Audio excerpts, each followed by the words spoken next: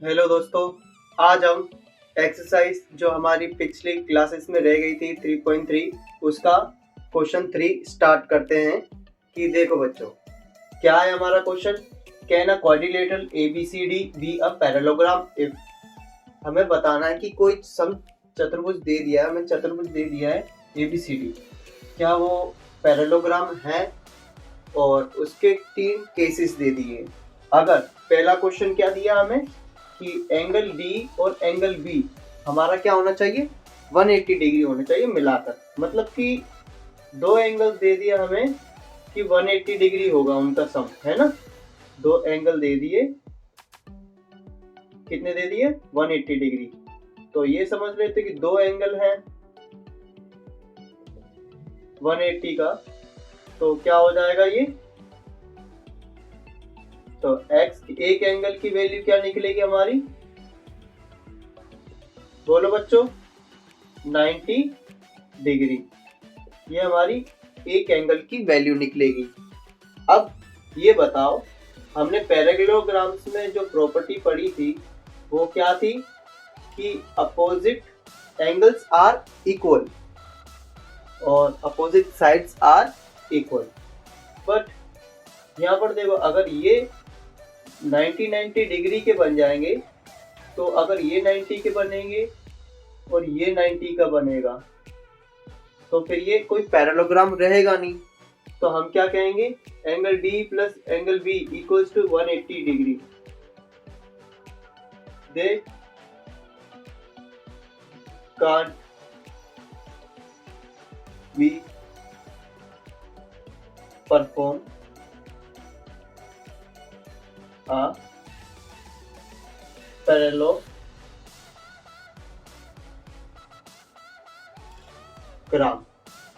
आया समझ में बच्चों।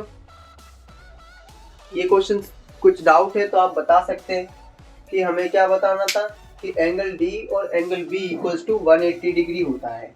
इन्होंने एक केस दे दिया हमको कि बताना है कि ऐसे केस पे हमारा पैरेललोग्राम बनेगा या नहीं बनेगा। तो हमने दो एंगल ले लिए, ठीक है। मान लेते हैं एक एंगल, हमारे दोनों एंगल की वैल्यू हमें पता नहीं एंगल, तो हमने x समझ लिया, तो 2x हो जाएंगे ये।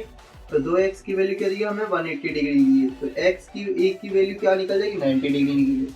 अगर 90 डिग्री निकलेगी तो वो हमारा तो रेक्टेंगल बन जाएगा ना, पैरेललोग्राम तो बनेगा नहीं। आया समझ में। तो इसकी वजह से they form a rectangle not a parallelogram. समझ में आया बच्चों। तो इसके साथ हमारा ये फर्स्ट केस सॉल्व हो चुका है। अब हम नेक्स्ट केस के ऊपर चर्चा करते हैं कि क्या दिया है हमें।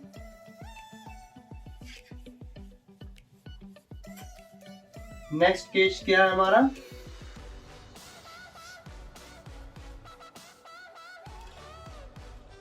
सर्दियां आ रही हैं तो अपने लिए गर्म कपड़े लेके रखना। देखो स्टार्ट करते हैं कि A B equals to D C. हमारा ए बी है वो इक्वल्स टू है डी सी से, ठीक है।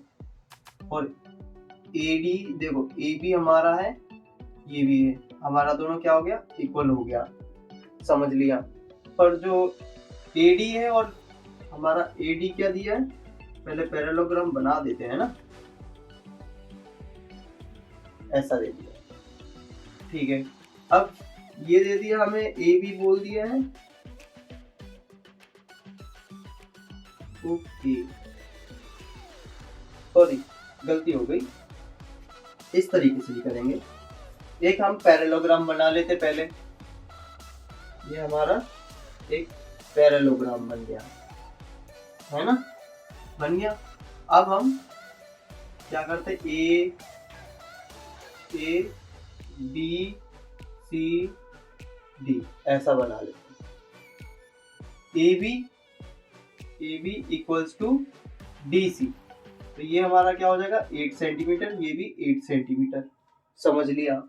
ए डी हमें क्या दे दिया, तो बच्चों देखो, ए बी हमें दिया 8 सेंटीमीटर, डी सी दिया हमें, क्या दिया हमें 8 सेंटीमीटर, ठीक है। पर AD हमें कितना दिया है, 4 सेंटीमीटर दिया है, और BC हमें क्या दिया है, 4.4 सेंटीमीटर दिया है। आ रहा है समझ में? देखो पैरेललोग्राम की एक प्रॉपर्टी थी ना हमारी, क्या थी, opposite sides are equal. AB equals to BC तो है हमारा, है ना, अपोजिट साइड्स में, बट देखो AD और BC हमारा इक्वल तो है नहीं, तो इसलिए हम क्या लिखेंगे, AD is not equals to BC because opposite sides are equal in a parallelogram। आया समझ में बच्चों? अब हम नेक्स्ट करते हैं।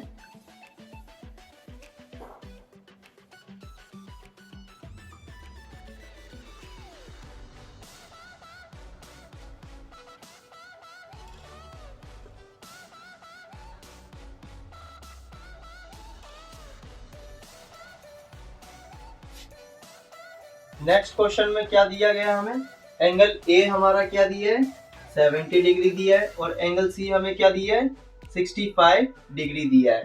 ठीक है बच्चों, हमने देख लिया कि एंगल ए हमें और एंगल सी क्या दिया है, 65 और 70 डिग्री दिया है। बट हमने एक प्रॉपर्टी पढ़ी थी पैरेललोग्राम की, याद हो तो, opposite angles are equal. But यहाँ पर देखो ये एंगल्स तो इक्वल है नहीं, तो हम क्या बोलेंगे, angle A is not angle C because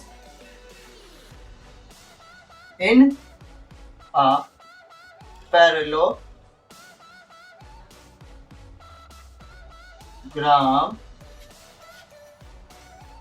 opposite